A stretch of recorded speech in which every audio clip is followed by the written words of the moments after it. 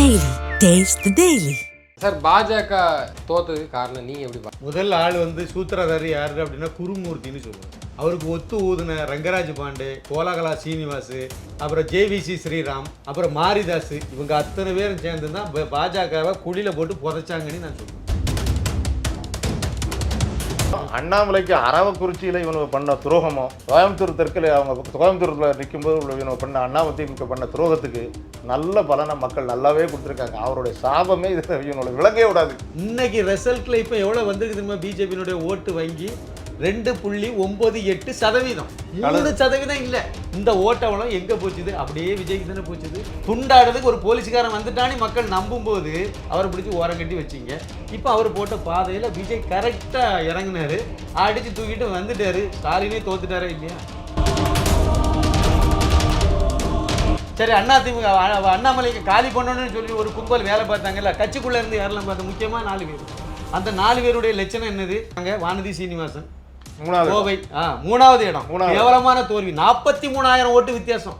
தமிழிசை சவுந்தரராஜன் 2 மாநில கவர்னர் 38,000 ஓட்டு வித்தியாசத்துல தோத்துருக்காங்க. 3வது இடம். போராது. நேத்து பிரஸ் மீட்ல நம்ம அப்படின்னு சொல்லுது. இதெல்லாம் சகஜம் தான். ஆனா நாங்களும் மீண்டும் ஆக்டிவா வருவோங்கிறாங்க. அதாவது வீழ்ந்து கிடக்கிற பிஜேபிக்கு இப்ப குழி தோண்டி உள்ள வச்சு புதைக்கணும்னு அந்த அம்மா ஆசைப்படுது. 20 கோடி ரூபாய் வரைக்கும் விளையாடி இருக்கு ஒவ்வொரு தொகுதியில. என்ன பண்ணிருக்காங்கன்னு நினைக்கிறீங்க? பணத்தை வாங்க வேண்டியது, பதுக்க வேண்டியது, அடுத்து எம்பி எலெக்ஷன் வரைக்கும் அப்படியே வண்டியை ஓட்ட வேண்டியது, அதுல இதை விட அதிகமான கோடி ரூபாய் தருவாங்க, அப்படியே வாங்க வேண்டியது, பதுக்க வேண்டியது, அடுத்து எம்எல்ஏ எலெக்ஷனை நோக்கி. என்ன அரசியல் இது? கட்சி எப்படி விளங்குன்னு கேட்கிறேன். அடுத்து நயினார் நாகேந்திரன் மாநில தலைவர் 6,000 ஓட்டு வித்தியாசத்தில் தோத்துருக்கு. 5,989 ஓட்டு. கொஞ்சமாவது உப்பு போட்டு சோர்த்துங்கிற ஆளா இந்த பண்ணையார் இருந்தாருன்னா இந்நேரம் அவர் பதவியை ராஜினாமா பண்ணிருக்கணுமா வேண்டாமா? காலி பண்ணிட்டீங்கல்ல, குழி தோண்டி புதைச்சிட்டீங்கல்ல. ஒரே ஒரு தீர்வு தான் இப்போ இருக்கு. தமிழக பாஜகவை கலைக்கணும். பழையபடி அண்ணாமலையை கொண்டு போய் 2.0 வைக்கணும். அதான் முதல் சொல்லிட்டு இருக்கேன். அது வைக்கணும், வைக்கத்தான் ஆகணும், வேற வழி கிடையாது. வைக்கும் போது முழு அதிகாரம் கொடுக்கணும். ஆனால் ஒரே ஒரு இது மட்டும் இன்னும் இருக்கு, ஆப்ஷன் உங்களுக்கு இருக்கு. நான் முன்னாடியே சொல்லிட்டு இருந்தேன், ஒரு லெவலுக்கு மேலே இந்த அதிமுக எடப்பாடி தலைமையிலான இந்த இடிஎம்கேன்னு இருக்குல்ல, அந்த கட்சியும் திமுகவும் கூட்டணி வைக்கணும். வச்சிரும், கட்டாயம் வைக்கும். இப்போ இந்த எலெக்ஷன்ல இப்போ வைக்க வாய்ப்பு இருக்கு. நிராகரிக்க கூடிய இல்ல.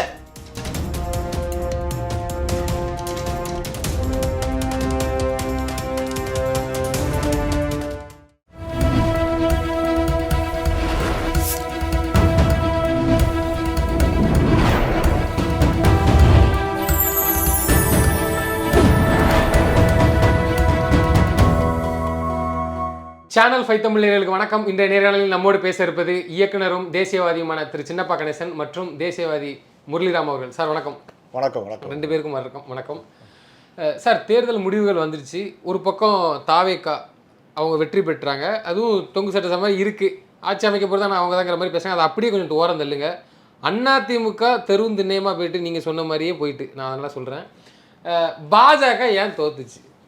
என் கேள்வியே பார்த்தான். முதல்ல இந்த விஜயோட வெற்றியை பற்றி நீங்கள் என்ன நினைக்கிறீங்க? சந்தோஷப்படுறீங்களா? இல்லை, சந்தோஷங்கிறத ஒரு மாற்றம் வேணுங்கிறதுனால ஓகே, மக்கள் கொடுத்த தீர்ப்பு தானே, அது நம்ம என்ன ஓகே அப்படிங்கிற மாதிரி நீங்கள் சொல்கிறீங்க. நாங்களாம் ரெட்டிப்பு சந்தோஷத்தில் இருக்கோம். அதுதான் தேசியவாதிகள் ஏன்னா திராவிடங்க ஒரு யானையை வீழ்த்த முடியாதுன்னு எல்லாருமே நினச்சிட்டு இருந்தாங்க. இதுவும் அதிமுக ஒரு திராவிடத்தோட இன்னொரு வெர்ஷன் தான், அது இன்னொரு வெர்ஷன். ஆக மொத்தத்தில் திருடுறது அப்படிங்கிறது பேர் தான் திராவிடம். மக்கள் எம்எல்ஏ ஆகிறதுங்கிறது இத்தனை கோடி போடணும், இத்தனை கோடி எடுக்கணும் அப்படிங்கிறது தான் அவங்களுடைய ஃபார்முலா. அது நீங்கள் இதே இது வருத்தப்பட்டீங்கன்னா திராவிடம் போயிடுச்சு சார், அதிமுக ஜெயிச்சிருக்கலாம் அப்படிலாம் நீங்கள் நினச்சிருந்தீங்கன்னு வச்சிங்களேன், அப்போ நீங்கள் இன்னும் பெரியார் தான் சாக்ரட்டிஸு, கருணாநிதி தான் தமிழை கண்டுபிடிச்சிருக்காருன்னு அப்படி நீங்கள் நம்புறீங்கன்னு அர்த்தம். அதான் திராவிட கொள்கை. அந்த திராவிட கொள்கை டொக்குன்னு டோட்டலாகவே அடிச்சு தள்ளிட்டாங்கல்ல இல்லையா? இளைஞர்களுக்கு கிடைச்ச மிகப்பெரிய வெற்றி. அண்ணாமலை இளைஞர்களெல்லாம் அரசியல் படுத்தி கொண்டு வந்துட்டு இருந்தார். சீமான் ஒரு பக்கம் ஒரு கொள்கை ரீதியாக கொண்டு வந்துட்டு இருந்தார். தேசியவாதிகளுக்கும் எங்களுக்கும் எல்லாம் ஆசை என்னடான்னா, அண்ணாமலை நல்ல அவர் சொல்கிற பாயிண்ட்டு, அவருடைய டெவலப்மெண்ட் ஐடியாஸ் எல்லாமே நல்லா வரும் அப்படின்னு நினச்சிக்கிட்டு இருந்தோம். ஆனால் right person in wrong party மாதிரி சில சமயங்களில் நடந்துக்கிட்டு இருந்த விஷயங்கள். ஏன்னா அங்கே தமிழக பாஜக சொல்கிறேன், நான் சென்ட்ரல் பாஜக சொல்லலை, இங்கே இருந்த கூட இருந்தவங்கெல்லாம் குடிபறிச்சதுனால அது அந்த வெறுப்பை எல்லாருமே கொண்டு போய் விஜய் பக்கம் ஓட்ட திருப்பிட்டாங்க. ஆமாம், நிச்சயமாக. சின்னப்பா சார்ட்ட கேட்குறேன். சார், பாஜக தோத்ததுக்கு காரணம் நீங்கள் எப்படி பார்க்குறீங்க? முதல் ஆள் சூத்திரதாரி யாரு அப்படின்னா குருமூர்த்தின்னு சொல்லுவேன். அவருக்கு ஒத்து ஊதுன ரங்கராஜ் பாண்டே, கோலாகலா சீனிவாசு, ஸ்ரீராம் சேஷாத்ரி, அப்புறம் ஜேவிசி ஸ்ரீராம், அப்புறம் மாரிதாஸ், இவங்க அத்தனை பேரும் சேர்ந்து தான் பாஜகவை குழியில் போட்டு புதைச்சாங்கன்னு நான் சொல்லுவேன். முக்கியமான சூத்திரதாரிகள் இவங்க தான் சார். இவங்க தான் அங்கேருந்து உருவாக்குனாங்க. ஒரு இதை உருவாக்கி செட் பண்ணி அந்த நரேட்டிவை கரெக்டாக ஒர்க் அவுட் பண்ணி அழகாக முடிச்சிட்டாங்க. பாஜக வந்து 2021 3% இருந்துச்சு. 2024 அண்ணாமலை ஊராக பிச்சை எடுத்து பிஜேபியை வளர்த்து 11.24% கொண்டு வந்து சேர்த்தார். இன்னைக்கு ரிசல்ட்டில் இப்போ எவ்வளோ வந்திருக்கு தெரியுமா? பிஜேபியினுடைய ஓட்டு வங்கி 2.98%. 3% இல்லை, அதுக்கு கீழே போயிட்டு. அப்படின்னா இருந்து நீங்கள் என்னத்தை புரிஞ்சுக்கிடலாம் அப்படின்னா, அண்ணாமலைக்காக 8.4% ஓட்டு அண்ணாமலைக்காக இருக்குங்கிறத நீங்கள் இதுலேருந்து நம்ம புரிஞ்சுக்கலாம். அது தனிப்பட்ட அண்ணாமலைக்கு தானே இருக்குது. அந்த மனுஷனால தானே இந்த பிஜேபி இவ்வளோ பேர் ஆதரித்து வந்தாங்க. இந்த ஓட்டவளம் எங்கே போச்சுது? அப்படியே விஜய்க்கு தானே போச்சுது.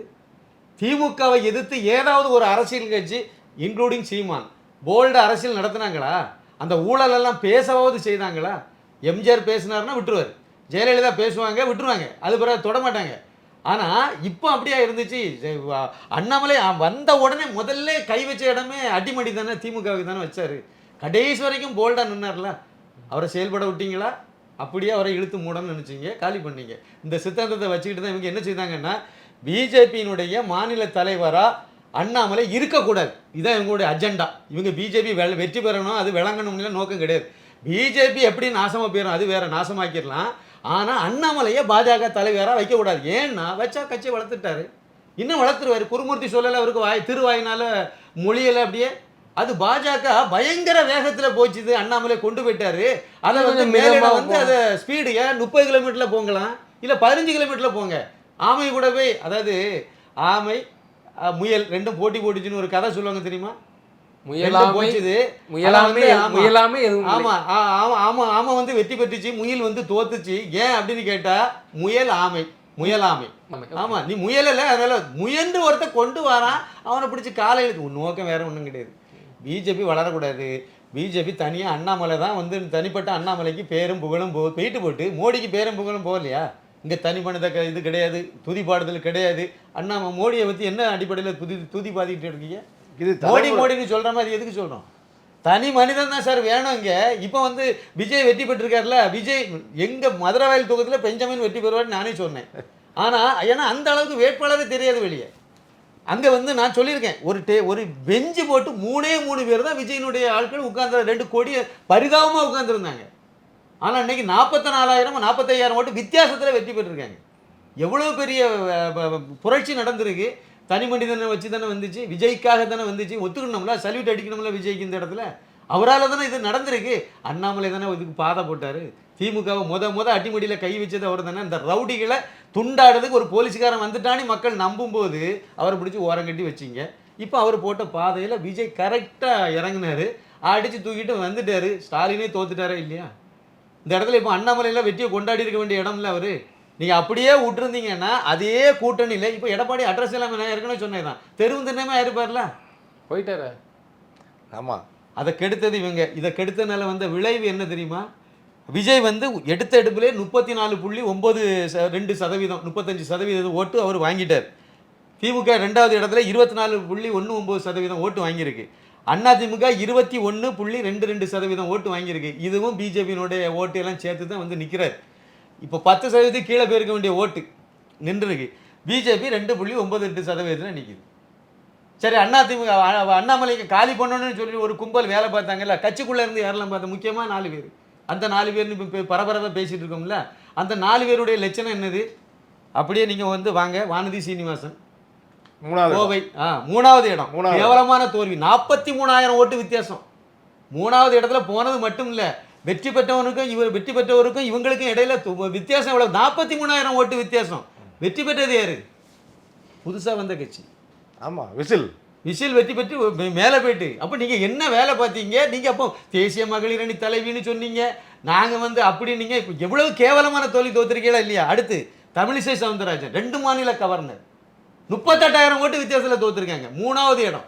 இல்லை, நீங்கள் இப்படி சொல்லுவீங்க, அந்த அம்மா மன தைரியத்தோட இனிமேதான் நாங்கள் ஆக்டிவாக பொலிட்டிக்கலில் இறங்க போகிறோம். அப்போ இப்போ புதைச்சது காணாது. பிஜேபியே படுகொலியில தள்ளி போறாது. நேத்து பிரஸ் மீட்ல நம்ம அப்படிதான் சொல்லுது. ஆமா. இதெல்லாம் சகஜம் தான். ஆனா நாங்களும் மீண்டும் ஆக்டிவா வருவோங்கிறாங்க. அதாவது வீழ்ந்து கிடக்கிற பிஜேபிக்கு இப்போ குழி தோண்டி உள்ள வச்சு புதைக்கணும்னு அந்த அம்மா ஆசைப்படுது. இளைஞர்களுடைய காலம் வந்து இனிமேல் வந்துருச்சு, தலைமுறை டிஃபரன்ஸ் வந்துருச்சு. இளைஞர்கள் நல்லா ஆர்வமாக நல்லா வரணும் அப்படிங்கிறத எல்லாரோட எதிர்பார்ப்பு. அதில் வந்து அண்ணாமலைன்ற இளைஞர் வந்து ஏற்கனவே இருந்து இந்த இள வயசுலேயே தன்னுடைய வேலையை விட்டுட்டு வந்து மக்களுக்கு வந்து அரசியல் மயப்படுத்தி கொண்டு வந்து தன் பக்கம் இழுத்துக்கிட்டு இருக்காரு. எல்லாரும் கூட வந்து வந்துட்டான்னா நமக்குலாம் வாழ்வே இல்லாமல் பேரும் சொல்லிட்டு இது பண்ணாங்க. இன்னைக்கு இன்னொரு இளைஞன் தானே வந்து நிற்கிறான் அந்த இடத்த அவரு. அடுத்து நான் கண்டினியூ பண்ணுறேன். அடுத்து எல்முருகன் 15,000 ஓட்டு வித்தியாசத்தில் தோத்துருக்காரு. 15,000 ஓட்டு சின்ன பிள்ளைகிட்ட தோத்துருக்காரு. இவர் அரசியலில் பெரிய ஞானி.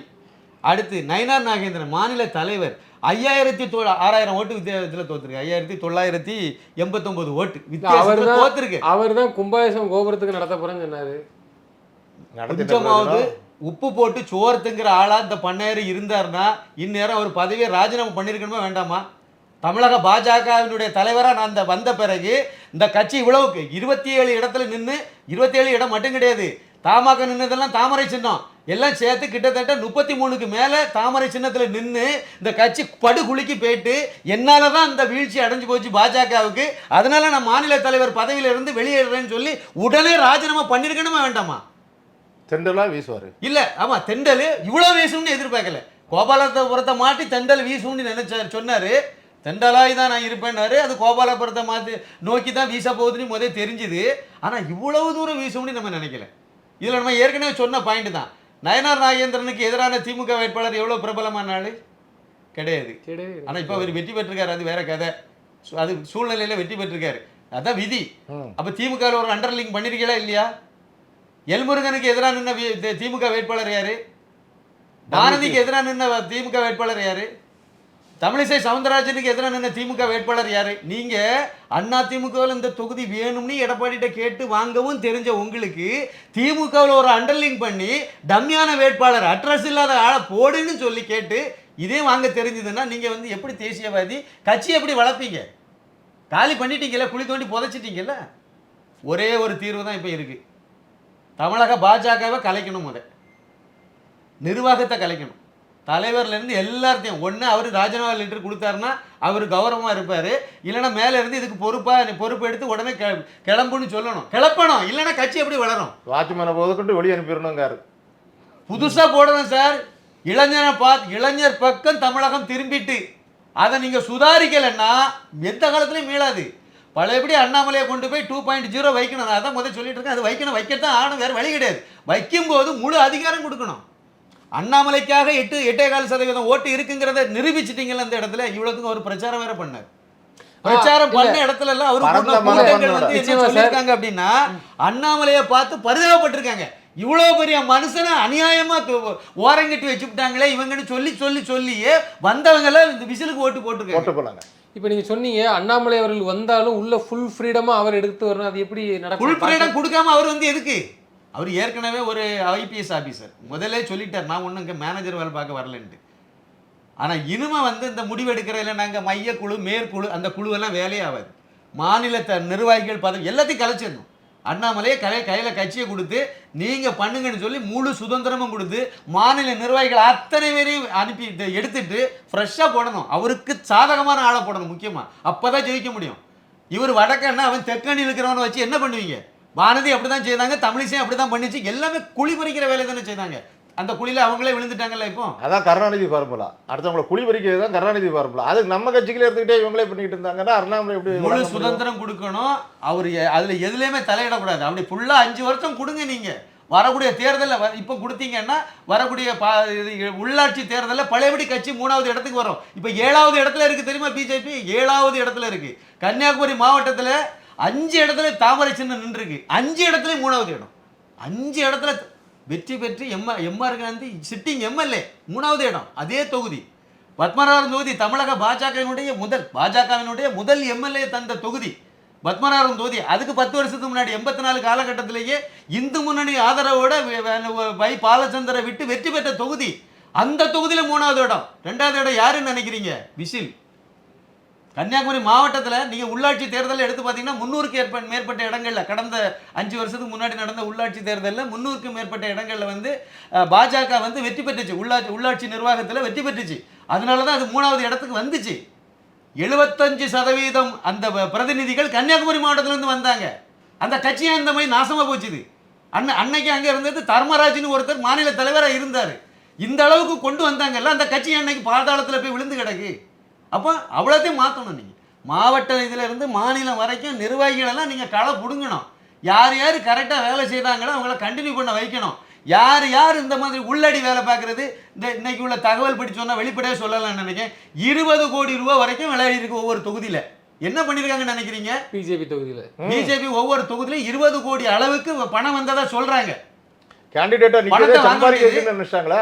பணத்தை வாங்க வேண்டியது, பதுக்க வேண்டியது, அடுத்து எம்பி எலெக்ஷன் வரைக்கும் அப்படியே வண்டியை ஓட்ட வேண்டியது, அதில் இதை விட அதிகமான கோடி ரூபா தருவாங்க, அப்படியே வாங்க வேண்டியது, பதுக்க வேண்டியது, அடுத்து எம்எல்ஏ எலெக்ஷனை நோக்கி என்ன அரசியல் இது? கட்சி எப்படி விளங்குன்னு கேட்குறேன். கொதிக்குது. நீ ஒரு தேசியவாதியாக யோசித்தீங்கன்னா கொதிக்கும். ஏதோ ஒரு புண்ணியவன் வந்து அவர் கூட சேர்ந்து தம்பி எல்லாரும் சேர்ந்து நம்ம செய்வோம். அதாவது தமிழிசை சவுந்தரராஜன் என்ன செய்திருக்கணும் தெரியுமா? தென் சென்னை பாராளுமன்ற தொகுதியை எல்லாரும் எதிர்பார்த்தது எஸ்ஜி சூர்யா வருவார், அவரை தான் வேட்பாளராக வரப்போறாருன்னு எதிர்பார்த்துட்டு இருந்தாங்க. இந்த அம்மா வாண்டடாக வந்து நின்றுட்டு எனக்கு தான் வேணும்னு சொல்லி வந்து தட்டி பறிச்சிட்டு இப்போ அது என்ன செய்திருக்கணும்? விட்டு கொடுத்துருக்கணும். நீங்கள் வந்து எனக்கு சீட்லாம் ஒன்றும் வேண்டாங்க, வேளச்சேரி தொகுதிக்கு தம்பி சூர்யா வேலை பார்த்துட்டு இருக்கான், அவனுக்காக நான் வேலை பார்த்து அவனை வெற்றி பெற எம்எல்ஏ ஆக போகிறேன், எனக்கு நீங்கள் அவனுக்காக எனக்கு அந்த தொகுதியை கொடுங்க, வேளச்சேரி தொகுதியை கொடுங்க, சூர்யாவுக்கு கொடுங்க, நான் வர வெற்றி பெற வைக்கிறேன். இப்படி சொன்னால் தானே கட்சி வளரும். எல்லாரும் எனக்கு காவடி தூக்கிட்டே தெரியணும், நான் அழகாக இருப்பேன் அப்படின்னா இது எப்படி வளரும்? சரி, நான் ஒரு கேள்வி கேட்குறேன். பல இடத்துல கேட்ட கேள்வி தான். விருகம்பாக்கம் இருக்குல்ல, விருகம்பாக்கத்தில் இந்த தமிழிசை சவுந்தரராஜனுடைய வீடு இருக்குது. அந்த வார்டு வந்து யார் கையில் இருக்குது? பிஜேபி வெற்றி பெறலையே. 2 மாநில கவர்னர். ஆனால் உங்கள் வீடு இருக்கக்கூடிய வார்டு வந்து பிஜேபி வெற்றி பெறலையே. உங்களுக்கு நேட்டிவ் எது? கன்னியாகுமரி மாவட்டத்தில் அகசீஸ்வரம் 15 டவுன் உறுப்பினர்கள் உள்ள ஒரு டவுன் பஞ்சாயத்து. அந்த பஞ்சாயத்து தான் பிஜேபி வெற்றி பெறல. நீங்கள் 2 மாநில கவர்னரெலாம் இருந்தீங்களா, முன்னாள் மாநில தலைவி, அப்புறம் 2 மாநில கவர்னர், இவ்வளோ பதவிகளில் இருக்கீங்களா?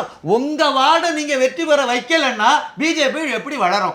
இதே ஃபார்முலாவில் மோடியும் அமித்ஷாவும் இருந்தால் என்னைக்கோ குஜராத் கையை விட்டு போயிருக்கும் தெரியுமா? அவங்க பிரதமர் ஆன பிறகும் கூட அந்த மாநிலத்தை இன்னும் கவனிச்சிட்டு இருக்காங்கல்ல, இன்னமும் அதில் கவனம் செலுத்துறாங்கல்ல, இன்னமும் அந்த வெற்றியை முக்கியம்னு சொல்லி அதுக்குள்ளே உழைக்கிறாங்கல்ல. நான் பிரதமர் ஆகிட்டேன், நான் உள்துறை அமைச்சர் ஆகிட்டேன், அதனால் எனக்கு நீங்கள் தான் பார்க்கணுன்னு விட்டுட்டு போனாங்களா? இல்லைல்ல. ஒவ்வொரு தமிழக பாஜக தலைவர்களும் இந்த வேலை செய்யணும். மாநில நிர்வாகிகளும் அவங்கவங்க வீடு இருக்க வார்டுக்கு உழைக்கணும். ஒவ்வொரு மாவட்ட நிர்வாகிகளும் அவங்கவுங்க வீடு இருக்கக்கூடிய வார்டுக்கு உழைக்கணும். வார்டுக்கு அது டவுன் பஞ்சாயத்தாக இருக்கலாம், வில்லேஜ் பஞ்சாயத்தாக இருக்கலாம், இல்லைனா முனிசிபாலிட்டியாக இருக்கலாம், இல்லைனா அது கார்பரேஷனாக இருக்கலாம், எது வேணாலும் இருந்துட்டு போகலாம். அந்த வார்டை வெற்றி பெற வச்சிங்கன்னா தான் நீங்கள் அடுத்த லெவலுக்கு கட்சியை கொண்டு போக முடியும். எதுவுமே செய்ய மாட்டேன், பேட்டி மட்டும் கொடுப்பேன், அப்புறம் வந்து தாமரை வந்து மலர்ந்தே தீர்வுன்னு ஒரு வார்த்தையை வச்சு வண்டியை ஓட்டுவேன். எப்படி ஓட்டுவீங்க? காலம் மலையேறி போச்சு. என்னமே இதை மாதிரிலாம் இருக்க முடியாது. எல் முருகனாவது வெற்றி பெற்றுவார்னு தான் நம்ம விமர்சனம் பண்ணாலும் நினைச்சோம். ஆனால் அவரும் அந்த அளவுக்கு கர்மா வேலை செய்திருக்கு. அதான் நான் ஏற்கனவே சொன்னோம்ல, இந்துடாங்கிற படத்தை பார்த்த அத்தனை பேருக்கும் தெரியும் இது பிஜேபிக்கு சாதகமான ஒரு அஜெண்டாவோட வந்திருக்க படம்னு தெரியும். விழிப்புணர்வு ஏற்படுத்தக்கூடிய ஒரு படம்னு எல்லாரும் பார்த்தவங்க ஒத்துக்கிட்டாங்க. இந்த படத்துக்கு ஒரு மனுஷன் தடை போடுறாரு அப்படின்னா இவரு என்ன புண்ணாக்க பண்ண போறாரு? மத்திய மரச்சா வந்து என்ன செய்வாரு? கட்சிக்கு என்ன பண்ணி சொல்லுங்க. எல் முருகன் கட்சிக்கு என்ன பண்ணார் சொல்லுங்க. அவருடைய சார்ந்த சமுதாயத்துக்காவது போன முறை மாநில தலைவர் இருக்கும்போது 4 எம்எல்ஏ கொடுத்தாரு. அவர் ஏன் சார் தோத்தாரு? அவர் ஏன் தோத்தாரு? அவர் வந்து உருவாக்குனார் சொல்றீங்களா? 4 எம்எல்ஏ எல் முருகன் உருவாக்குனாருன்னு நீங்க நம்புறீங்க. தாராபுரத்தில் இந்த ஆளு ஏன் தோத்தாரு? இவரு வெற்றி பெற, இவரே வெற்றி பெறக்கு லாய்க்கு இல்லாத ஆளு இவர் மற்றவங்களை வெற்றி பெற வச்சாரா? நான் சொல்லல. பாஜகவுக்காக விழுந்த ஓட்டுல இவருக்கும் அதிகமான ஓட்டு கிடைச்சது, அவ்வளவுதான். இவரு என்னத்தை உழைச்சார் அதை சொல்லுங்க. நீங்க யாருக்கு இவருக்கு சார்ந்த சமுதாயத்துக்கு ஏதாவது செய்தாரா? ஒரு முக்கியமான விஷயம் சொல்றேன். தமிழகம் முழுக்க இவர் துப்புரவு, அதாவது சக்கிலியர்னு சொன்னா புரியும், அதனால அந்த வார்த்தையை பயன்படுத்துறேன். அருந்ததியர்னா நிறைய பேருக்கு புரியவே செய்யுது. கிராமத்தில் சக்கிலியர்ங்கிற சமுதாயத்தை சார்ந்தவங்க தான் துப்புரவு பணியில் ஈடுபட்டிருக்காங்க. அதுதான் அந்த துப்புரவு தொழிலாளிகளாகவே அவங்க இருக்காங்க. அவங்கள அரசு ஊழியர்களை மாற்றலாம்ல, அரசாங்க ஊழியராக அவங்க மாற்றலாம்ல, அவங்க வாழ்வாதாரம் கூடும்ல. அந்த ஒரு வேலை செய்தாலே இவர் அந்த சமுதாயத்துக்கு செய்த மிகப்பெரிய பணியாயிரும்ல. மத்திய அமைச்சர் தானே, எத்தனை ஆணியை நட்ட கலத்தினார் இதுக்கு சொல்லுங்க. செய்யலையே சார். அந்த சமுதாயம் சார், அவருக்கு ஊரில் நான் சொல்லக்கூடிய இந்த பட்டியலின சமுதாயம் அவருக்கு ஊரில் அவருக்குடைய சமுதாயம் சார்ந்த இருக்கிற வில்லேஜுக்குள்ள அந்த தெருவுக்குள்ள போனால் கார்ல இருந்து இறங்க மாட்டாராம் சார் மனுஷன். இவர் பெரிய இதாயிட்டாராம், மோடிக்கு பக்கத்தில் இருக்காரு, அதனால இவர் கார்ல இருந்து இறங்க மாட்டாராம். அவருக்கு ஊர்ல அவருக்கு ஏரியாவில் எவ்வளோ ஒருத்தர் 2 லட்சம் 5 லட்சம் பிச்சை எடுத்து ஒரு நிகழ்ச்சியை ஏற்பாடு பண்ணி ஒரு 20 பேர் 50 பேர் 100 பேருக்கு ஒரு ஏதோ ஒரு நலத்திட்ட உதவிகள் வழங்குற மாதிரி ஏற்பாடு பண்ணி வச்சா இவர் வந்து 2 பேருக்கு கொடுப்பாரா, நீங்களே கொடுங்க அப்படின்னு பேர் வரான். எவன் சார் ஓட்டு போடுவோம் அவங்களுக்கு? ஒரு கேபினெட்ல இருக்கிறதுனால சிஎம் ஈக்குவல் நினைக்கிறாரு என்னமோ. சிஎம் இல்ல பிஎம்க்கு ஈக்குவலா நினைக்கிறாரு. இல்ல கேபினெட்ல இருக்கிறவங்க சிஎம் மோடி கேபினெட் இணை அமைச்சரா இருக்கிறவங்க சிஎம் வீடியோல மோடிக்கு பின்னாடி வராருல, அவர் என்ன தெரியுமா நினைக்கிறாரு, அதாவது வந்து மீனாவை கூட்டிட்டு போய் பொங்கல் வச்சா போதும், அதுதான் நம்ம பணின்னு நினைக்கிறாரு. செய்யணும் சார். அதாவது இந்த ஆள் இருக்கக்கூடிய துறைக்கு இவருடைய இன்ஃபர்மேஷன் பிராட்காஸ்டிங் மினிஸ்ட்ரி இவரு, அந்த துறையில இவர் இருக்கிறதுக்கு மத்திய அமைச்சரா இருக்கிறதுக்கு இந்நேரம் ஒரு 10-25 படத்தை எடுக்க ஏற்பாடு பண்ணியிருக்கணும். ஒரு 25 டைரக்டரை உருவாக்கி இருக்கணும். தமிழக சேட்டலைட் சேனல்ல ஒரு நாளை மூடிப்பாங்க அவ்வளவு நேரம். தமிழக சினிமாவை மாற்றி அமைச்சிருக்கணும் இவரு. அவ்வளவு ஆன்டி நேஷனல், ஆன்டி பிஜேபி. மோடியை திட்டுறதே தமிழகத்தை தமிழ் சினிமாவில் ஒரு முக்கிய இலக்கா வச்சு எடுத்துட்டு இருக்காங்க. அப்ப நீங்க அதை மாற்ற முடியாது, ஆனா நீங்க அதை மாதிரி உருவாக்கலாம்ல சார். நிர்மலா சீதாராமன் பச்சையா உரிச்சு மயிலாடு படத்துல எடுத்துட்டு வந்திருக்கான்.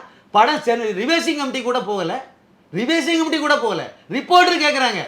Rajamurugan director report. எப்படிங்க இந்த படத்தை வந்து மத்திய அமைச்சர் அப்படியே காட்டியிருக்கீங்க, நேரடியாகவே காட்டியிருக்கீங்க வில்லியா, எப்படி சென்சாரில் உங்களை விட்டாங்கன்னு கேட்குறேன். அது சென்சார் படம் பார்த்தாங்க விட்டுட்டாங்க, ரிவைசிங் கமிட்டி கூட போகல. ஆனால் இந்திரா படம் ரிவைசிங் கமிட்டி. என்ன சார் இது? இந்த துறையினுடைய அமைச்சர் இவரு மிச்சர் தின்னுட்டு உட்கார்ந்துருக்கார். அவருக்கு ஒரு பிஏ, அது நமத்து மூணு மிச்சர். எதுக்கு லாய்க்கு இல்லை. அதே விஸ்வரூபம் படத்தில் இஸ்லாமியரை தப்பாக காமிச்சிட்டாங்கன்னு சொல்லிட்டு அன்னைக்கு வந்து தடையிட விதிக்க தானே செஞ்சிச்சு ஸ்டேட் கவர்மெண்ட்டு. அவர் சென்ட்ரல் மினிஸ்டர் வந்து இப்படி இது பண்ணிட்டு இருக்காங்க. இப்போ ஜனநாயகன் விஷயத்துலேயும் அப்படி ஒரு விஷயம் இருக்குதுன்னு சொல்லிட்டு இருக்காங்க எல்லாரும். நிச்சயமா சார். இப்போ நான் என்ன கேட்கேன், இவ்வளோ பட்டு மாதிரி இனிமாவது பாஜக எதுவும் முடிவு எடுக்குமா? இல்லை, எடுத்தா நல்லது, இல்லைன்னா ஒன்றும் செய்ய முடியாது. பாருங்கள், இதில் யார் வருத்தப்பட வேண்டிய விஷயம் என்ன தெரியுமா? எதுவுமே எதிர்பாராமல் ஒரு 6-7 மாதத்துக்கு முன்னாடி இருந்தே சோல்னா பையை போட்டு ஆர்எஸ்எஸ்கார ஒவ்வொருத்தனும் வீடாக போய் பிச்சை எடுத்து நோட்டீஸ் கொடுத்து அந்த ஓட்டை பிஜேபிக்கு இந்த இதுக்கு வரணுங்கிறதுக்காக உழைச்சது அவ்வளோ வீணாக போச்சுல. அவங்களுக்கே சீட்டு கொடுக்கலையே பாஜக காரங்களுக்கு, ஆர்எஸ்எஸ் காரங்களே கொடுக்கல. ஆர்எஸ்எஸ் காரங்களுக்கு சீட்டு தேவையில்லை, அவங்க அதை எதிர்பார்த்து வேலை செய்யக்கூடிய ஆளும் கிடையாது, அந்த மாதிரி பழக்கமும் கிடையாது. ஆர்எஸ்எஸ்லேருந்து சொன்னதை எப்போ கட்சி திருந்திருமே, அது வேற, அந்த பாயிண்ட்டுக்கு நான் வரல. ஆனால் அந்த உழைப்பெல்லாம் வீணாக போச்சுதில்ல, நான் உட்பட கத்துனது எல்லாமே வேஸ்ட்டாக போச்சுல்ல. அதான் தலையில் அடிக்காத குறைய சொன்னோம்ல. இந்த மாதிரி இது வளர்த்துட்டு வராரு, அப்படியே கொடுங்க. கூட ஒரு ஐபிஎஸ் ஆபீசரை விட குருமூர்த்தி பெரிய ஆளா அவரு. ஒரு எலெக்ஷன்ல நேரடியா மறைமுக தலைவர் நிழல் தலைவர்ங்கறாங்களே, இது என்ன கணக்கு புரியல. இல்ல, ஒரு கட்சியை கன்னியாகுமரி மாவட்டத்தில் கொஞ்சம் இருந்துச்சு, கோயம்புத்தூர்ல கொஞ்சம் இருந்துச்சுன்னு சொன்ன கட்சியை தமிழ்நாடு முழுக்க பரவலாக்குனதே அண்ணாமலை தானே. அவர் இவ்வளவுத்தையும் பண்ணி கொண்டு வந்தவருக்கு இன்னும் ஒரு வாய்ப்பு தாங்கன்னு தானே அவர் கேட்டாரு. டெல்லியில போய் என்ன கேட்டாருன்னு நினைக்கிறீங்க? ஒரு நிமிஷம் டெல்லியில போய் அவர் என்ன கேட்டாருன்னு நினைக்கிறீங்க? ஒரே ஒரு தடவை எனக்கு வாய்ப்பு தாருங்க, அடுத்த சட்டமன்ற தேர்தல் வரைக்கும் எனக்கு கொடுங்க, நான் நிரூபிச்சு காணிக்கிறேன்னு சொன்னாரா இல்லையா? நீங்க அதுக்கு கூட மரியாதை கொடுக்கல டெல்லி மேலிடம் பிஜேபியில். அது காரணம் என்ன? இவங்களுக்கு ரங்கராஜ் பாண்டே இந்த கும்பலுக்கு என்ன வேலைன்னு நினைக்கிறீங்க? இவங்க வந்து ஷோ மாதிரி துக்ளக் ஆசிரியர் ஷோ இருக்கார் ராமசாமி காலம்.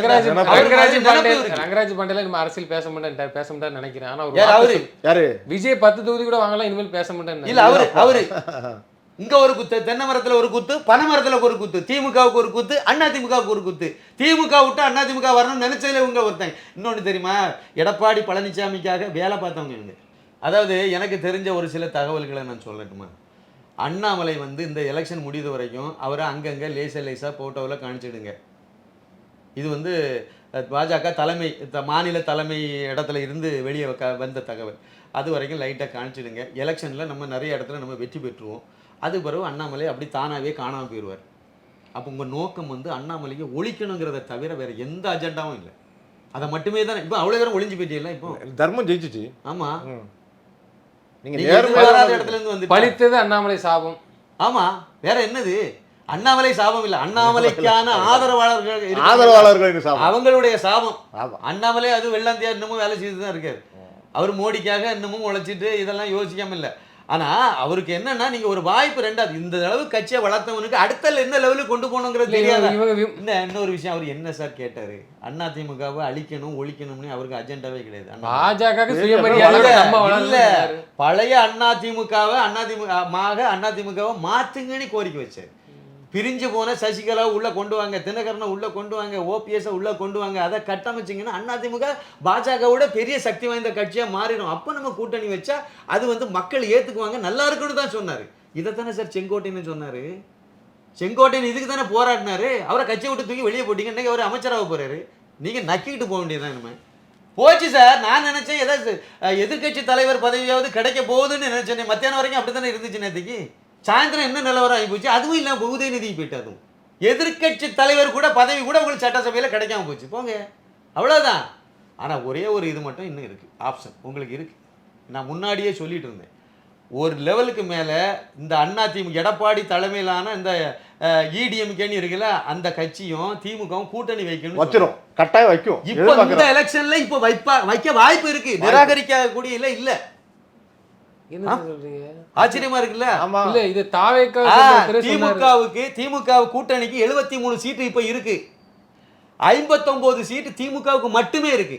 ஆனா திமுக கூட்டணி வந்து அப்படியே தான் இருக்கு. இன்னும் அங்க இருந்து கலரல யாருமே.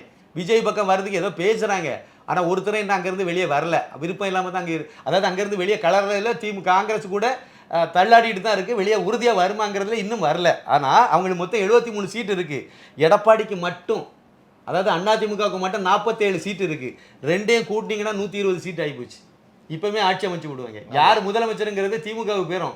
துணை முதலமைச்சர் எடப்பாடி பழனிசாமி. போங்க, நம்ம கொள்கையை நீங்க ஒன்னா தானே சார் இருக்கீங்க. கொள்கையை கொள்ளடிக்க தானே இருக்கீங்க. அப்ப அன்றே சொன்ன அண்ணாமலை, நான் ஒண்ணு கேக்குறேன். குளத்தூர் தொகுதியில வந்து ஸ்டாலினுக்கு ஏத்து அதிமுக வேட்பாளர் யாருன்னு சொல்லுங்க. பெருசா இல்ல. எடப்பாடி தொகுதியில் எடப்பாடி பழனிசாமிக்கு எதிராக திமுக வேட்பாளர் யாருன்னு சொல்லுங்க. அட்ரஸே இல்லாத ஆள். எல்லாமே திமுகவுக்கும் அதிமுக, குறிப்பாக எடப்பாடி பழனிசாமிக்கும் ஸ்டாலினுக்கு இடையில, இல்லைன்னா திமுகவில் உள்ள ஆட்களுக்கு இடையில ஒரு பெரிய அண்டர்ஸ்டாண்டிங்லாம் தான் போகுது. எல்லாம் கேபி முனுசாமியினுடைய கல்குவாரி முதற்கொண்டு அதில் தான் போயிட்டு இருக்கு. அப்புறம் அடுத்த சார் சேப்பாக்கம் திருவல்லிக்கேணி தொகுதி, இந்த தொகுதியில் வந்து குஷ்பு நிற்கிறதாக 2021 எலெக்ஷனுக்கு 6 மாதத்துக்கு முன்னாடி அங்கே வேலை செய்ய ஆரம்பிச்சு அவங்க தான் நிற்க போகிறாங்கன்னு முடிவு பண்ணி சுதாகர் ரெட்டியெல்லாம் வந்து அந்த தொகுதியில் நிறைய விஷயங்களை செய்துட்டு இருந்தாங்க, நிகழ்ச்சிகளை நடத்தினாங்க, எல்லாம் செய்துட்டு வந்தாங்க. எலெக்ஷன் கூட்டணியில் பேச்சுவார்த்தை நடந்துச்சு. தொகுதி யாருக்கு போச்சுன்னு நினைக்கிறீங்க? பாட்டாளி போச்சு. பாட்டாளி மக்கள் கட்சி கசாலின்னு ஒருத்தர் அட்ரஸ் இல்லாத ஆளு. அதை விடுங்க. இப்போ அதுக்கு முந்தின ஆட்சியில் இருக்கும்போது ஸ்டாலின் பொட்டி பொட்டியா எடப்பாடி மேல ஒரு பெரிய கவர்னரை கொண்டு கொடுத்தாரலாம். எவ்வளவு குறைகள் சொன்னாரு. இவங்களை உள்ள தூக்கி போட்டுருவாரு, கொடநாடு வழக்குனாரு, அதுனாரு. ஒரு கேஸாவது போட்டாரா? போடலை. இவராது எதிர்கட்சி தலைவராக நடந்து எத்தனை ஏதாவது ஒரு போராட்டம் உருப்படியா பண்ணாரா? கடைசி வரைக்கும் பண்ணல. கடைசி 3 மாதம் ட்ரெண்டிங் அடிச்சு பார்த்தேன். எதிரி மாதிரி காட்டுறாங்களா, அந்த கீரி மாம்பு விடுற மாதிரி பண்ணிக்கிட்டு நீ திமுக இல்லைன்னா அதிமுகன்னு ஒரு ஆப்ஷனை தான் கொண்டு வந்துட்டு இருந்தாங்க. இன்னைக்கு நல்ல வேலையாக விஜய் வந்தார். திராவிட சித்தாந்தம் அவ்வளோத்தையும் விளக்கு மாத்திரம் அடித்து வெளியே தள்ளி விட்டுட்டு இனி ஒரு சித்தாந்தத்துக்கு வந்துடும். இளைஞர்களுக்கு வாய்ப்பு கொடுத்துருக்கோம். அப்போ இளைஞர்கள் நல்லா கொண்டு வராங்க. அவங்களுடைய வியூகத்தில் நல்ல தொழில்துறை எல்லாத்துலேயும் முன்னேற்றட்டுமே. வெறும் கருத்து சித்தாந்தத்தெலாம் விடுங்க, தொழில்துறை அது இதுன்னுட்டு பப்ளிக்கை முன்னேற்றப்படியான ஒரு விஷயங்களை வச்சுட்டுமே. கொள்ளையடிக்கிறது நிப்பாட்டுமே. அரசு ஊழியர்கள் மேலே நடவடிக்கை எடுத்தாலே எல்லாமே முடிஞ்சு போங்க. அரசு ஊழியர் அவ்வளோ இன்னைக்கு ஓடிருப்பான். ஐயா இதில் இவ்வளோ கமிஷன் கிடைக்கும், அதில் அவ்வளோ அடிக்கலாம், இதில் இப்படி ப்ராஜெக்ட் செய்யாமலே அடிக்கலாம் அப்படின்னு தான் போய் அவ்வளோ ஐஏஎஸ் அவங்க வந்து ஐடியா கொடுத்துக்கிட்டு இருப்பாங்களே. செருப்பால் அடிச்சு வெளியே ஒரு 10 பேரை வந்து டிஸ்மிஸ் பண்ணால் தென்னாலும் சரியாக போச்சு. எல்லா நிர்வாகத்தையும் கரெக்ட் பண்ணிட்டா இளைஞர்கள் எதிர்பார்த்து அதுதான். அண்ணாமலைகிட்டே மக்கள் எதிர்பார்த்தது அதுதான். இன்னைக்கு விஜய் வந்தாலாவது அதை செஞ்சிருவார். இந்த திராவிட சித்தாந்தத்தை ஒழிச்சுக்கிட்டணும்னு நினச்சதில் தேசியவாதிகள் அவ்வளோ இருக்கும், இரட்டிப்பு சந்தோஷம். அதுவும் நாங்கள் அண்ணாமலை பக்தர்கள், எங்களுக்கெல்லாம் ஏகப்பட்ட சந்தோஷம். அதாவது ரவுடிசம் தான் திமுகவினுடைய மிகப்பெரிய பலமே. விடுதலை சிறுத்தைகளும் அதை வச்சு தான் உயிர் வாழ்ந்துகிட்டே இருக்கு. அதெல்லாம் தூக்கி போட்டு மிதிக்கிற மாதிரி தொடங்கினால வந்து அண்ணாமலை, அந்த அரசியலை முன்னெடுத்தது அண்ணாமலை. அந்த பாதையில் நீங்கள் விஜய் என்ன கஷ்டப்பட்டாருன்னு பார்க்குறீங்க. ட்விட்டரில் கட்சி ஆரம்பித்தார், ட்விட்டரில் தான் அறிக்கை விட்டு நடந்தார், அப்படியே போயிட்டு இருந்தார். நோகாமல் நொங்குதுங்கிற ஆளுன்னு சொன்னால் விஜய் சொல்லலாம். அழகான ஒரு இதை உருவாக்கி வச்சாங்க கரெக்டாக. அந்த அதை விட மட்டும் இல்லை, உருவாக்கி வச்சவரே அமுக்கி இங்கே வந்து ஆஃப் பண்ணி விட்டு விட்டாங்க அண்ணாமலையை. காலை இழுத்து வெளியே கொண்டு தள்ளிட்டாங்க. அந்த இடத்த கரெக்டாக அவருக்கு அமைஞ்சுது. அது ஒரு தேவாதீனமா நடந்த விஷயம் தான். நமக்கு ஏதோ ஒரு வகையில பெரிய சந்தோஷம் என்னன்னா, இந்த திராவிடிய ஆட்சி முடிவுக்கு வந்தது. அதுல பெரிய சந்தோஷம், அதுல சந்தோஷம். இவர் அதை விட எது செய்தாலும் நல்லா தான் சார் பண்ணுவாங்க. கண்டிப்பா திமுகவோட நல்லா தான் பண்ணுவாங்க. திமுக காரன் அத்தனை பேரும் வந்து ஏதாவது ஒரு தொழில் நடத்துறான், இல்லைன்னா இல்லீகலா பண்ணிட்டு இருக்கான், இல்ல கஞ்சா விற்கிறத வச்சிருக்கான், இல்லைன்னா கல்வி நிறுவனங்கிற பேர்ல மோசடி பண்ணிட்டு இருக்கான், இல்ல அப்படிதான் பண்ணிட்டு இருக்கான். இவங்க புதுசு, இவங்கிட்ட அந்த மாதிரி பண்றது வாய்ப்பு இல்லை. குறைஞ்சபட்சம் ஒரு 2-3 வருஷமாவது இது பெரிய அளவுல குறை இல்லாம தான் நடந்த வாய்ப்பு இருக்கு. நல்ல விஷயம் தான். விஜயே வந்து என் தொண்டர்களே நீங்க குடிக்கிறத நிப்பாட்டுக்கடான்னு சொல்லிட்டு ஒரு 10% பேராது நிப்பாட்டுவான். கஞ்சா குடிக்க வைக்கிறான்னா கஞ்சா குடிச்சிருந்தவரை கண்டா உதன்னு சொல்லிட்டாரு வச்சுங்களேன், நல்லா உதச்சப்படுவானுங்க. ரெண்டாவது அரசு ஊழியர் எவனாவது லஞ்சம் கட்டானா அவனை அங்கேயே போடுங்கடா, அடிச்சு போலீஸ் ஸ்டேஷன் எழுதிட்டு போங்கடான்னு சொல்லுங்க. இதெல்லாம் விஜய் அறிவிக்கட்டுமே, அறிவிச்சா நல்ல புரட்சி நடக்கும். இப்போ நடந்த விசில் புரட்சி வந்து நல்லபடியாக இருக்கும். இந்த ஒரு விரல் புரட்சின்னு சொல்லிட்டு ஒருத்தர் வந்தார்ல இருந்தாலும் அவெல்லாம் இன்னைக்கு என்ன, அவரெல்லாம் அசிங்கமாக திட்டணுங்க. அவெல்லாம் அவர் எம்பி சீட்டை வாங்கிட்டு போய் உட்காந்து நடக்காம இருங்க. அவன் ஒரு மிஷினரியோடைய ஏஜென்ட் ஒருத்தன் கமலஹாசன். அதெல்லாம் விட விஜய் எவ்வளோ பரவாயில்லன்னு. இவர் ஒரு கொள்கையும் சொல்லலை, ஒன்றும் சொல்லலை, நான் நாட்டை நடுவில் நிற்பேன் அப்படிலாம் எதுவுமே சொல்லலை. ஆனால் இவருக்கு யோகம் நல்லா இருந்திருக்கு. இளைஞர்கள் ஒன்று சேர்ந்துட்டான். இந்த இளைஞர்களை நம்ம பயன்படுத்தணும், நல்ல வழியில் பயன்படுத்தணும். அதுதான் அந்த ஒரு வாய்ப்பு வந்து விஜய்கிட்ட கிடச்சிருக்கு. முன்னால் ஸ்டாலின்கிற ஒரு ஐக்கானை மட்டும் முன்னால் காட்டிட்டு பின்னால் ஆடின கூட்டங்கள் வந்து ஜாஸ்தி. இப்போ அதே கூட்டங்கள் அப்படியே விஜய்கிட்ட ஓடும். பொட்டி படுக்கையோடு போய் பொட்டியை கொடுக்கும். வெவ்வேறு விஷயங்களுக்குள்ள இப்படி பண்ணணும் அப்படி பண்ணணும். இப்போ எந்த ஐடியாவும் கேட்கக்கூடாது. இளைஞர்கள்ட்ட உள்ள இதை வந்து அப்படியே கொண்டு போய் நல்லா தொழில்துறையில் தூக்கிட்டு போனாலே நல்லா வந்துடும். தமிழ்நாடு முன்னேறி. அதனால இப்போ இந்த இடத்துல வந்து இன்னொரு விஷயத்தையும் நீங்கள் யோசிங்க. அண்ணாமலை இப்படியே வந்திருந்தார். அவர் 2024 வச்சுருந்த கூட்டணி அது அந்த பாமக, அப்புறம் வந்து இவங்க எல்லாரும் இந்த டிடிவி தினகரன், இந்த தேமுதிகவும் உள்ளே சேர்த்துருப்பார். அவருக்கு அந்த கெப்பாசிட்டி உண்டு. கிருஷ்ணசாமியும் உள்ளே சேர்த்துருப்பார். அப்புறம் அதே மாதிரி இவரும் உள்ள வந்து செங்கோட்டைன்னு ஒரு ஃப்ராக்ஷனை உருவாக்கியிருப்பாரு அதிமுகவில். அந்த கட்சிக்கு சின்னமே இல்லாமல் மண்ணாக போயிருக்கும். அது அப்படி தான் போயிருக்கும், உண்மையை சொல்கிறேன், போயிருக்கும். ஒரு ஓபிஎஸ் எல்லாருமே அண்ணாமலை பக்கம் நின்றுருப்பாங்க, நல்லா பொறுத்து இருந்தாங்க. அவங்க அப்படியே ட்ராவல் பண்ணி வந்திருந்தாங்கன்னா இப்போ அதிமுக 8% 7% ஓட்டாக சுருங்கியிருக்கும். அந்த ஓட்டு அவ்வளவும் பிஜேபிக்கு வந்திருக்கும். இது ஒரு 30% ஓட்டுக்கு மேலே இது வாங்கியிருக்கும். அப்போ இப்போ வெற்றி பெற்ற 35% விஜய் வாங்கியிருக்காரு. அது கீழே டவுன் ஆகிருக்கு. ஏன்னா நிறைய ஓட்டு இங்கேருந்து தான் போயிருக்கு. அதே மாதிரி திமுக ஓட்டும் கீழே சரிஞ்சிருக்கும். அப்போ என்ன ஆகும், 2வது இடத்துக்கு அண்ணாமலை தலைமையிலான அணியாவது வந்திருக்கும்ல. ஆட்சியை பிடிக்குதோ இல்லையோ அந்த கூட்டணி ஆட்சியை பிடிக்க வாய்ப்பு தான். அப்படி நடந்திருக்கலாம். ஒருவேளை அது நடக்காம பட்சத்தில் விஜய் விஸ் அண்ணாமலைன்னு ஒரு அரசியல் உருவாயிருக்கும்ல தமிழ்நாட்டில். அப்போ திமுகவும் அதிமுக காலி ஆயிருக்கும்ல.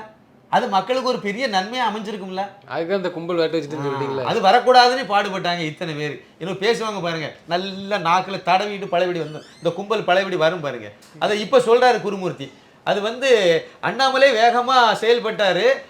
அவருடைய இதை வந்து 2026 வந்து அதை வந்து பேக் பண்ணி நீ தானேயா பண்ணினா, நீ அந்த வேலையை பண்ணிக்கிட்டு அறிவை வேண்டாம் உங்களுக்கு. நான் ரொம்ப மரியாதைக்குரிய ஆள். அவர்லாம் என்னுடைய இதில் ரொம்ப மரியாதைக்குரிய இடத்துல இருந்தார். இந்த மனுஷனே நம்ம இவ்வளோ பெரிய உயரத்தில் வச்சு பார்த்துருக்கோம்னு தோணிச்சு எனக்கு. கேவலம். இவரெல்லாம் வந்து பார்க்கறதுக்கு ஒரு சமயத்தில் நான் விருப்பப்பட்டாள், நேரில் போய் சந்திக்கணும்னு நினைச்சாள். காலத்துக்கு சந்திக்க கூடாதுங்கிற லெவலில் இந்த லிஸ்ட் இருக்கு. அறிய வேண்டாமா, சாதாரணமான ஆட்கள் நம்ம கத்திட்டு கிடக்கும். இவங்க வந்து மேலிடத்துல இருக்காங்க. இந்த மாதிரி கட்சி ஏதோ இதை நோக்கி போகுது. திருப்பி சொல்கிறோம், அதிமுக வந்தால் மட்டும் என்ன இதை பண்ண போகுது, ஒன்றும் நடக்க போகிறது இல்லை. திமுக ஒழியணும். இப்போ நீங்கள் சொன்ன அதிமுக வராமே போயிட்டல, வராமே போய் திமுக ஒழிஞ்சு போச்சுல்ல. நிச்சயமா சார். இனிமையாவது பாஜக தலைமை ஒரு நல்ல முடிவு எடுக்கணும். அதை எடுத்தா பிஜேபிக்கு நல்லது, அவ்வளோதான். அதுக்கு மேலே சொல்றதுக்கு இல்லை. ஒரு தேசியவாதியாக ஒரு வருத்தத்தோட பதிவு பண்ணுறேன். அண்ணாமலையை முழு ஃப்ரீடத்தோடு விடுங்க. சும்மா பேருக்கு டம்மியெல்லாம் கொண்டு வச்செல்லாம் ஒன்றும் விளங்காது. ஆனால் அவரும் ஒத்துக்க மாட்டார். அவருக்கு தெரியும் நம்மளை விட அவர் ரொம்ப தெளிவான ஆள், அனுபவசாலியும் கூட, அறிவார்ந்த மனிதர். அதனால் அவர் கண்டிப்பாக இனிமேல் அவரை கூப்பிட்டு வச்சு நீ தான் மாநில தலைவர்னு சொல்லும்போது கண்டிப்பாக அவர் வந்து சொல்லிடுவார், இல்லைங்க நான் மாநில தலைவர் இருக்கேன்னா எனக்கு இந்த ஃப்ரீடம்லாம் கொடுங்க. இதெல்லாம் நான் தான் டிசைட் பண்ணுவேன். மாநில நிர்வாகிகளாக மாவட்ட தலைவர்களை எல்லாம் நான் தான் போடுவேன். யாருடைய குறுக்கீடும் இருக்கக்கூடாது. கண்டிப்பாக அவர் டிமாண்ட் வைப்பார். கண்டிஷன் அப்ளை தான்.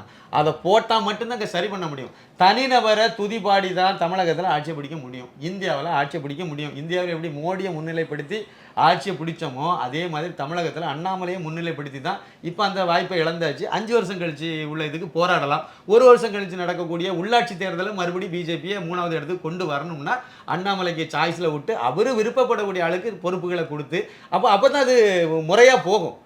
ஒவ்வொன்றிலையும் குதர்க்கமாக பேசிக்கிட்டு எதிராக பேசிக்கிட்டு குளிப்பறிச்சிக்கிட்டு டெல்லி டாபி புண்ணாக்கு லாபி எல்லாத்தையும் ஒழிச்சிடணும்.